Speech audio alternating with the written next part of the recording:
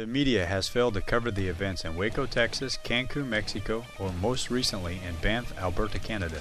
The media has failed to cover the activities transpiring within the Department of Commerce, the Department of Homeland Security, the Secretary of State's office, or any of the other governmental working groups. CNN briefly mentioned the joint statement issued in Waco, Texas that created the SPP during the 2005 Trilateral Summit. Lou Dobbs began his vocal opposition against the SPP starting in June 2006, over a year too late. The following video clips are from Lou Dobbs Tonight starting in June 2006. Lou Dobbs remains the only major media person covering these events. These videos are available online at youtube.com or on Google Video.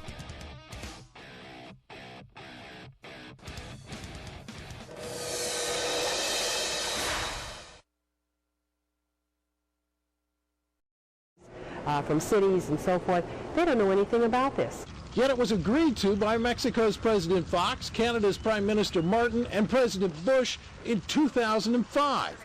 Administration officials counter their critics by saying everything about SPP is on the White House website, and they say the partnership is not a treaty but more of an outline of priorities between the United States, Mexico, and Canada. Still, some wonder why there haven't been public discussions about the goals being pursued. This SPP includes, for instance, a committee that is sitting down to harmonize our meat inspection and food safety. So how far away from a trade agreement can your dining room table and what you feed your kids be? Other parts of the agreement mention border security as an issue, which include all of North America. In fact, the name of the agreement is not Security and Prosperity of the United States, but of North America. When we elect officials, we expect them to act on our behalf. When we get involved in cooperative frameworks with other countries for joint regulation of fisheries or rail transportation or the skies, we're basically sharing our sovereignty with that government and outsourcing some of what we give our elected officials. As disturbing as some find SPP, there is legislation in the House introduced by Florida's Katherine Harris that closely resembles the goals of the partnership. H.R. 2672, North American Cooperative Security Act, introduced in the House on May 26, 2005 by Katherine Harris. Languishes in the House Subcommittee on Intelligence, Information Sharing, and Terrorism Risk Assessment. Senator Richard Lugar, Republican, Indiana, introduced a similar bill to the Senate on April 20, 2005. Listed as S-853, this bill was referred to the Committee on Foreign Relations. Curiously, both of these bills were introduced shortly after the Waco Trilateral SPP Summit, where the Security and Prosperity Partnership in North America was initiated. These two bills, neither of which has been approved, are the closest congressional legislation authorizing the SPP working groups and their activities. To learn about a particular piece of legislation in the House and the Senate, go to www.thomas.gov, the Library of Congress. Locate the Search Bill text box. Click on the bill number radio button and type in the bill number. In this case, it's H.R. 2672. Click on Search. Here's the search results for H.R. 2672. If you scroll down to Section 5, Improving the Security of Mexico's Southern Border, I highlighted the text referring to Mexico's southern border. This will be referenced when the CNN segment continues. For more information, you can click on the bill summary, all congressional actions, and you can see the current status of this bill. Included in that bill is a section which calls for the securing of Mexico's southern border by the United States and Canada. Lou, that's not the border with the United States, that's the border they share with Belize and Guatemala. The idea that the White House would respond that this is on their website, this involves intricate workings amongst the Commerce Department of this country and Canada and Mexico's, of course, a regional prosperity and security program. This is absolute ignorance. And the fact that we reported this, we should point out, when it was signed.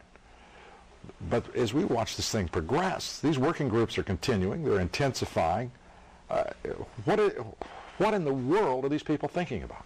Well, they say, look, these are a declaration and an outline of our priorities. And when I called them today, Lou, they said I was the first phone call they had received literally since the deal was first signed. So people are not paying attention, and they're letting them in fact, get away with this?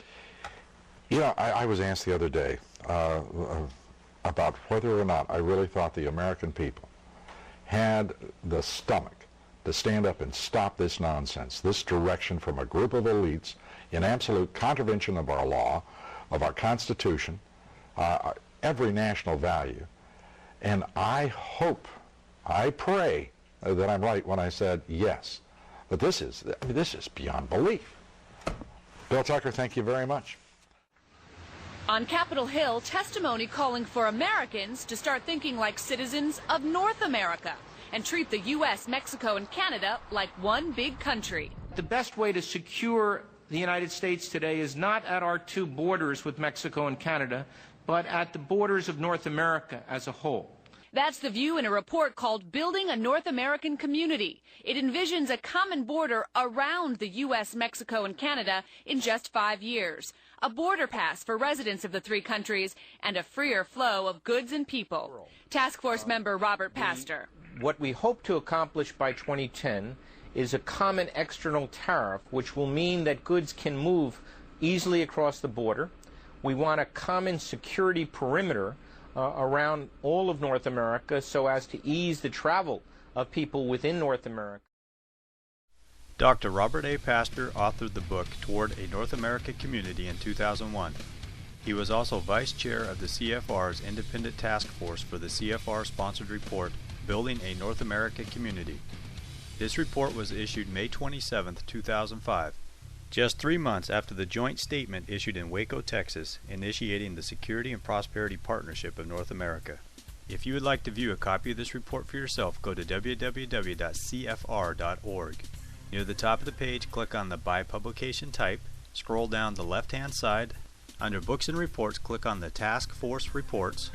Scroll down this page until you get to the May 2005 Building a North America Community. Click on the link, then click on the version of your choice.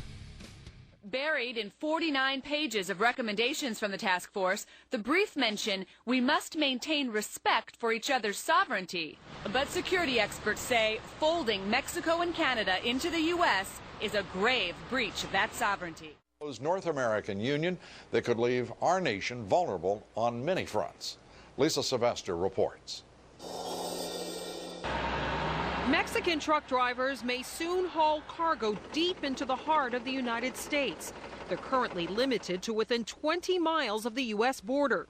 It could mean U.S. job losses and serve as a gateway for human and drug smuggling. This would basically make a driver from Mexico be able to freely go about throughout the United States. And to us, that's scary from a safety standpoint, but it's especially scary from the standpoint of security. Critics say U.S. sovereignty is also on the line. To understand, go back to 2005. President Bush, Mexican President Vicente Fox, and then Canadian Prime Minister Paul Martin launched what's called the Security and Prosperity Partnership, a trade and economic partnership that many see as a precursor to a North American Union modeled after Europe.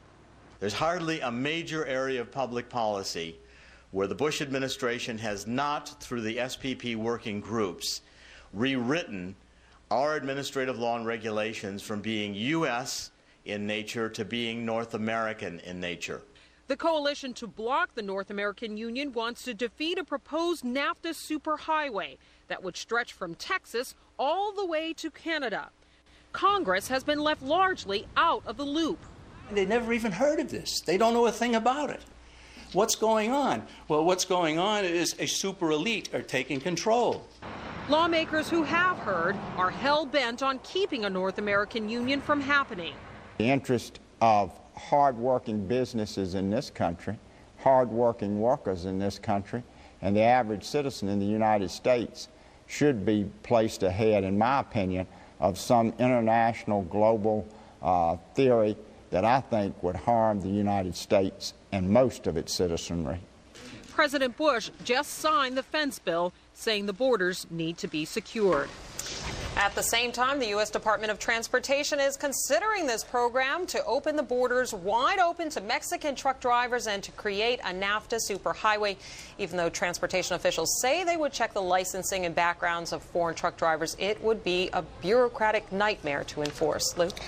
These three countries moving ahead, their governments, without authorization from the American people, without congressional approval, this is as straightforward an attack on national sovereignty as there could be outside of war. And they are doing this behind closed doors, as you mentioned. Congress has been left out of the loop. People don't even know what they're coming up with. But what's clear at this point is that they are moving ahead with this North American Union and putting these plans in place. Very frightening, Lou.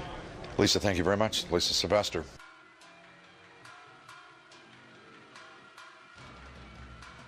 The following segment is from the Alex Jones radio show dated June 30th, 2006.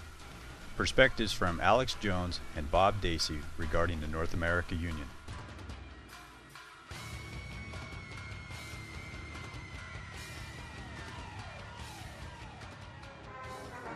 Continuing with our discussion of the growing global government, it's now finally been admitted by Lou Dobbs, by major newspapers and magazines in the United States, that Bush has signed the American Union deal last year with the President of Mexico and the Prime Minister of Canada. The CFR has written up the plan that is being implemented. This is the real government here in the United States.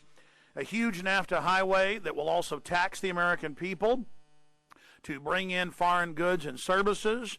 Mexico is already being given large train stations and hundreds of miles of track and roads. This is the American Union. It is upon us. We are already deeply into it, and the American people, by and large, aren't even aware of it. Similar to the European Union that they at first sold for decades as a trade deal, then later admitting, no, this is really a European Union, and you don't have a choice about it. Well, we do have a choice. We are going to say no to it. It's wildly unpopular with the American people and unconstitutional. Canadians and Mexicans don't like it either. We're here to fight it. Bob Dacey, many months ago, wrote a big article for the New American Magazine, a large national publication. Since then, Jerome Corsi's written big articles for WorldNet Daily and Human Events that got picked up even by other major news publications. The fact that we are going into an American Union, these federal bodies have already been set up. The federal bodies are already ceding our authority without Congress even having any oversight. If you think it's bad having United Arab Emirates take over some of our 21 ports, or the Communist Chinese taking over major ports in the Panama Canal and areas in the Bahamas, this dwarfs all of that. Huge highways, taking over existing highways, putting toll road systems, transponders in the cars. This is all in the legislation. It's happening now. And joining us in studio is Bob Dacey. Bob, put it in a nutshell in the few minutes we've got now, what the American Union is, how far along we are, how we stop it. Then let's come back and get into the new article you've written. Quote, "It's the law. Feds pave way to toll and privatize the interstate highways." Bob Dacey? Thank you for having me on, Alex. The bottom line with the North American Union is it's just the next step to the entire American Union, the whole thing. You know, they want to, they've already got the European Union, now they're working on the American Union. They've run into some problems with their FTAA, their Free Trade Area of the Americas. Hugo Chavez doesn't like it. A lot of Americans are finding out about it. They're having some problems with it. And so now they're saying, okay, we'll just take a sub-step. We'll just do the North American Union. We'll just merge Canada, Mexico, and the United States into one big happy country. So which is similar to what they've done with the EU. They started absolutely. small. They started small, and now they're trying to expand into a larger group, and that's just the plan. After they get that done, they're going to merge it into one big happy global government, and we'll all just be slaves. A lot of people have had trouble dealing with this. It's so amazing. But even when Lou Dobbs is admitting it on CNN, what effect do you think that's having on the population? Well, I am really encouraged to find out that the things that we've been talking about for years and years and years are finally reaching the mainstream media.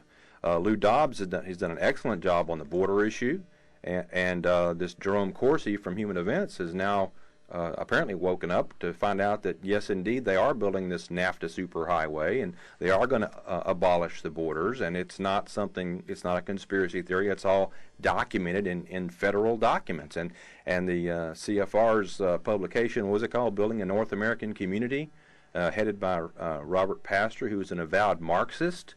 They write it up, and within months, our governments are implementing it. Yeah, it's quite a coincidence that the CFR would write this Building a North American Community, and then Bush signs the SPP, the Security and Prosperity Partnership with Mexico and Canada, and lo and behold, they dovetail quite nicely. How about that? And right there on their own site, they admit it's an American Union, but then refuse to give any of the documents or minutes or agreements to even the Congress. They're saying we're not going to give you anything. Well, you know, I think one of the articles in the Constitution says that Congress regulates foreign trade. And, gee, I guess not in this case, huh? They're just bypassing the Congress.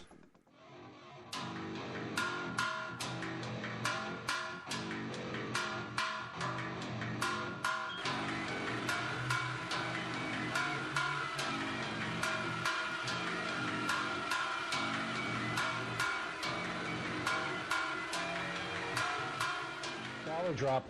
We're coming into a cyclical bottom for gold, and it rises going into December, January, so that might be the reverse of the dollar fall. Apart from that, I think one thing people who are dollar-based need to focus on is the A.M.E.R.O. That's the one thing that nobody's talking about, but I think it's going to have a big impact on everybody's life in Canada, the U.S., and Mexico. If you Google it, you'll find out all about it.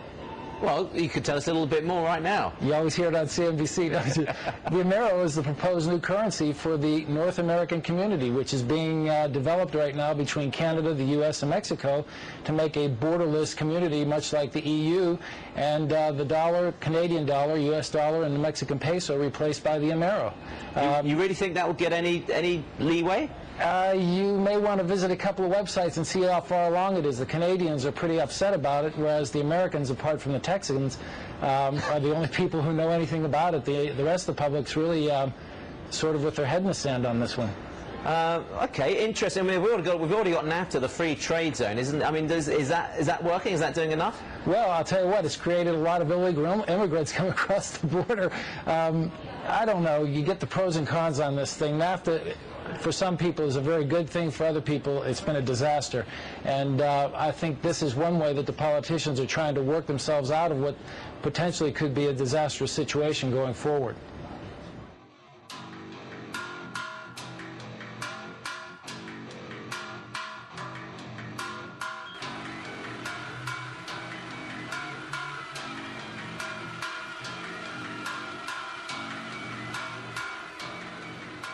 Republican incumbent Rick Perry supports the TTC. It would parallel Interstate 35 from Laredo to Oklahoma, but it could gobble up 81,000 acres of rural land, a large chunk of it here in North Texas. Channel 8's Brad Watson reports why the Trans-Texas Corridor could be the road to the governor's mansion again for Perry, or a detour to private life. It would be coming across this entire area. Lance Haynes wonders if his family's 68 acres in Collin County will ever be covered with concrete. The land lies within the path where the state could route the Trans-Texas Corridor. It has the potential to completely wipe out everything that our family has here. With population and traffic congestion growing in Texas and funds tight, Governor Rick Perry says the TTC is the quickest answer. We must build more roads, and we must build infrastructure that works safely, thoughtfully, and it's economically viable. Wide open spaces separate the landowners in the path of the Trans-Texas Corridor, but they're very much together in opposing it. And they've got lots of company. The Texas Farm Bureau and even the Texas Republican Party, Perry's party, are against the TTC, as are Perry's opponents, Democrat Chris Bell and Independents Kinky Friedman and Carol Strayhorn. They are literally cramming toll roads down Texans' throats, and the people don't want it. Along with the increased population comes an increase in traffic on an already congested transportation system. A text.video explains that a private company would finance and build the TTC in return for collecting tolls for 50 years. Sintra Zachary, mostly owned by a Spanish company, is designing the TTC and will bid to build it.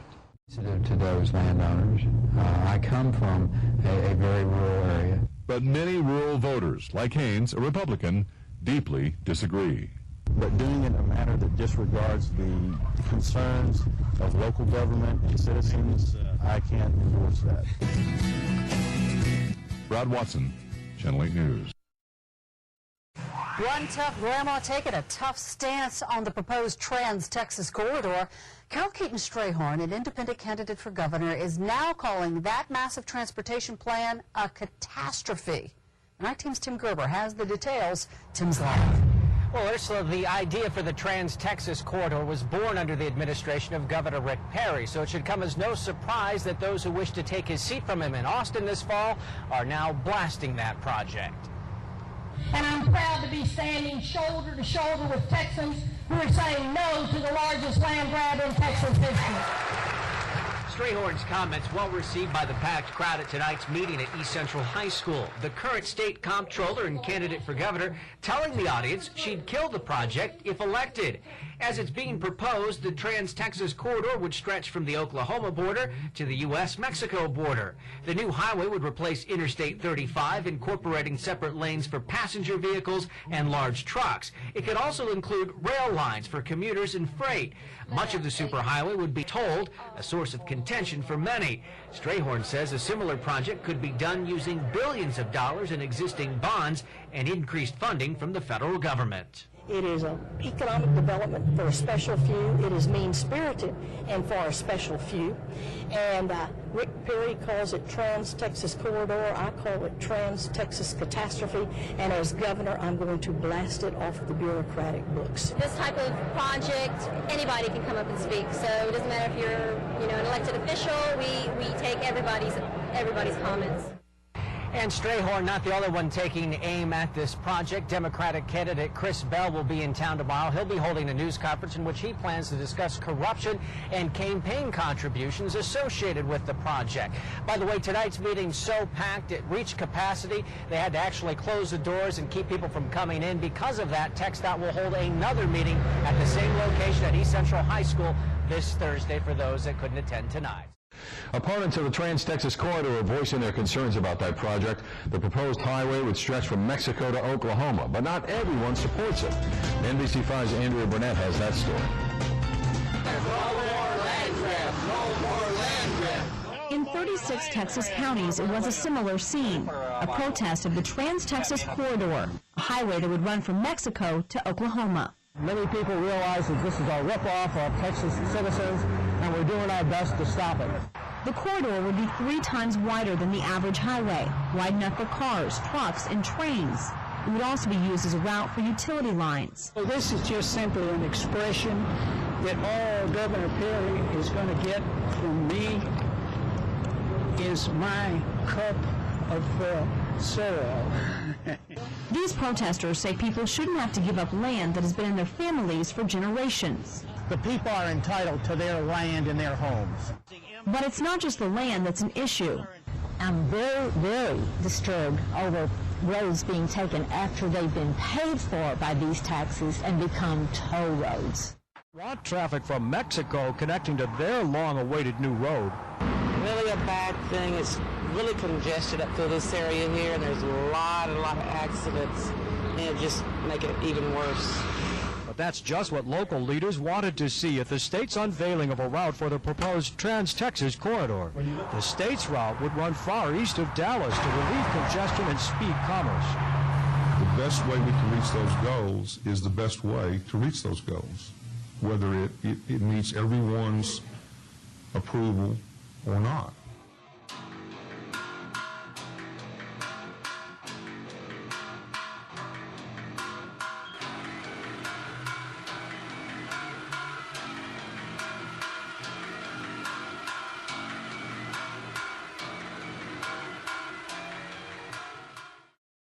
Tonight, we're tracking massive changes that are coming for anyone with a Texas driver's license or state ID. Yeah, if you thought you could avoid the lines at the DMV and renew by mail or perhaps the internet, think again. We've been doing some checking on a new federal law, and 11 News reporter Nancy Holland has discovered it'll cost you time and money.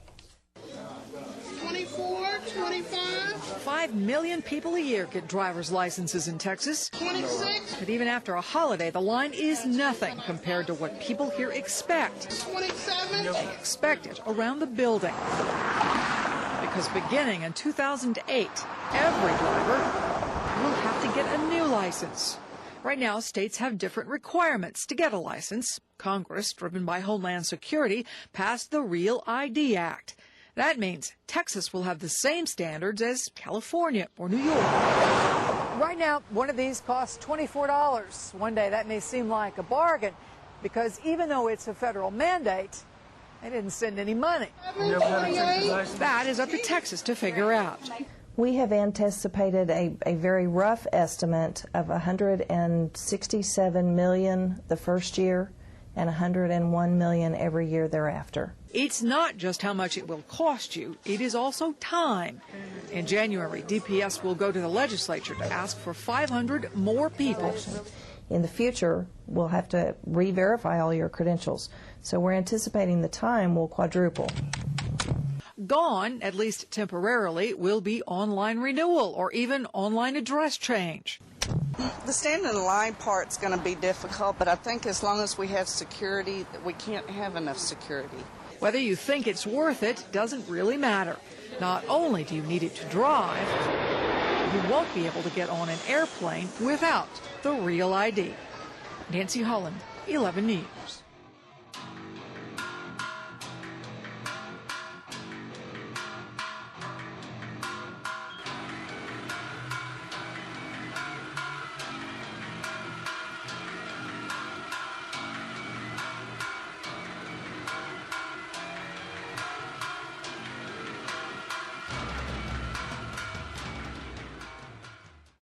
The distinguished author and historian, Dr. Jerome Corsi.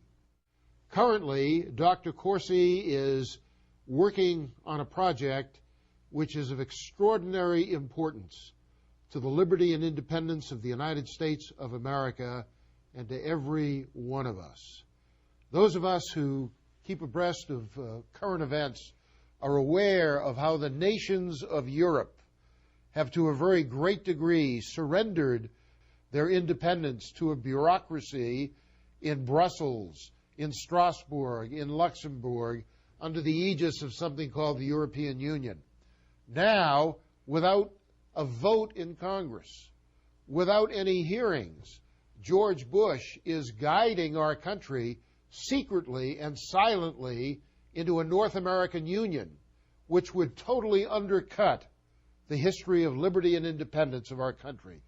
Dr. Corsi, your research on this, the articles you've written, the speeches you've given, are of historic consequence. In many ways, you're the Sam Adams of the 21st century for warning people about the danger we face. Talk to us about it. Well, I'm deeply honored you would say that, Howard.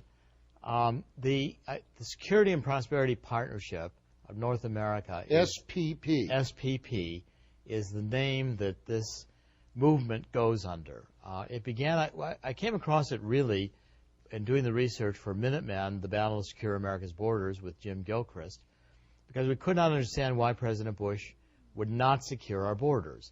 We have a war on terror going on, and we know there are terrorists who come across the border with Mexico. Some Hezbollah terrorists were up in Dearborn, Michigan, are now in federal prison, sending money back to Hezbollah terrorists in Lebanon. So it didn't make any sense that President Bush would not secure the border. And then we began examining this Security and Prosperity Partnership of North America, which was declared at the end of the summit meeting in Waco, Texas, March 23, 2005, with President Bush, Vicente Fox, and Canada's then Prime Minister, Paul Martin. Now, SPP. Right. Why have so few people heard of this? Was there any coverage given to this meeting among Fox, Martin, and Bush? At the end of the meeting, in the press conference, President Bush, the three leaders came out and declared the Security and Prosperity Partnership. But it kind of went by notice because the words seemed so innocuous. I mean, of course we're all concerned about security and prosperity in North America, and why not have a partnership with our two neighbors? I mean, it was almost Orwellian in its simplicity. It's like a Brave New World construct that you're supposed to ignore. And in many ways, it echoes the predictions of Eric Blair, known as George Orwell, yes, in his book 1984, well, precisely, who predicted that the world would be divided into three superpowers. That's right. They seem to be following that script. Yes, and it would all be done with these great slogans. You've got the European Union, you've got the North American Union. That's right. And then you've got Red China in charge of Asia. Well, that's right. And so the Security and Prosperity Partnership then, which was neither a law or a treaty, it was a press conference. It ends up next being in the Department of Commerce. There's a whole website, spp.gov, standing for Security and Prosperity Partnership, Sam Peter Paul.gov, And it's .gov because it is a government website. And this documents, if you go to that website and you click down, there's some bars to the left. One says Report to Leaders. If you click to that, you'll see a 2005 June report back to the 3 leaders. And now there are 20 working groups formed within our bureaucracy. Every department you can think of, Howard, from Department of Energy, Department of Transportation, Health and Human Services, you name it, it's involved. Cabinet-level reporting.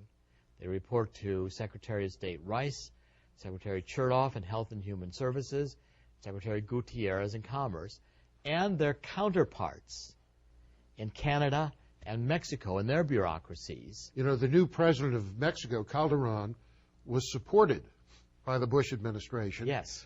Because he's in agreement with them on this project. Oh, yes. And unlike Obrador, the man he supposedly defeated, he is a total free trader, eliminating borders, tariffs, etc. One of the good things about Obrador, even though he was a socialist, is that he recognized the danger to his country's independence by these outrageous free trade agreements that Bush has been pushing together with Fox and Martin in Canada. What about the new head of the Canadian government? Well, again, you've got with Harper, again, the same kind of a agreement fundamentally, that a free trade agreement should go into a political agreement. Because, see, these working groups, Howard, are a shadow government.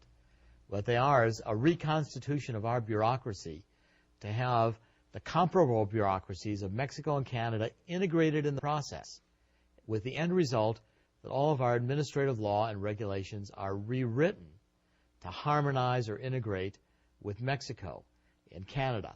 That means a rewriting of law and the administrative branch. And this is done without congressional oversight or review. That's correct. There's no, it should be. And you know, the Constitution in Article 1, Section 1 says all legislative powers shall be vested in a Congress of the United States.